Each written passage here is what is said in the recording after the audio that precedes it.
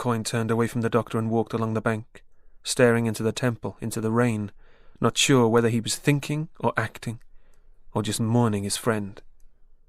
A bird landed on one of the stones, brown and white. For a moment Coyne thought that it was a baby seagull, but then he saw that it was a hawk. Sacrifices, he thought. Who told me that there had to be sacrifices? It was you, my old friend. Well, now you've joined them. At last Coyne returned to where the doctor stood, waiting. I will free Dorland's people, he said.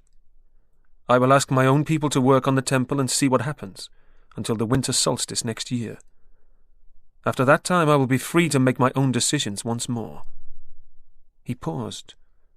In return, you and the woman you brought will leave my land and never return.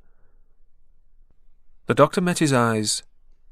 Accepted, he said, then added quietly, maybe no one has to kill you to stop you, Coyne. Maybe you just need good advice. Dorland looked at the strange object that Sam had called an aerosol can. It was like a pot, a long drinking pot, but there was nowhere to drink from it. It was cold in his hand, and it looked and felt as if it was wet. But in fact it was dry. It left no moisture on his hand.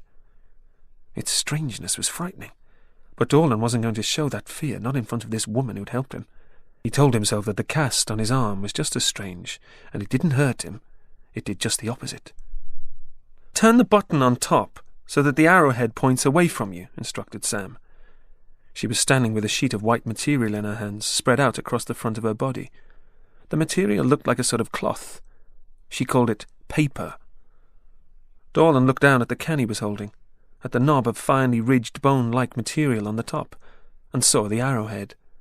It was a tiny, intricate carving, which must have taken many hours of work. There were many things like it in the hearth place that Sam called the TARDIS. Sam had yet to explain where all the people were that laboured to make these things. The arrow's pointing away from me, he told Sam. Right, now press the button. Dorland pushed. The hissing sound made him jump, even though he'd heard it when Sam had used the aerosol. Determinedly he held on to the thing, watching as the white sheet in front of Sam turned blue. Turn it a little as you spray. Dorland turned the can, watched a blue stripe form on the paper, creeping towards the edge. He turned the can a bit more. Ouch! Careful! Sam danced out of the way as the blue colour spread to her hand and her shirt. She was grinning. But when he turned the can towards her deliberately and made as if to press the button again, the grin died. No, it's not that funny, Dorland. You've really got to be careful not to spray it at anyone, especially not in their faces. You could blind someone. Dorland nodded. It's powerful? Well, it's dangerous, said Sam. And it will make Coyne let my people go? It's a matter of showing them that you have power, said Sam. She was loading the other cans into her backpack. The carved tops showed their colours. Sea blue, sky blue, green, orange, yellow. There was even one that shone a little like gold.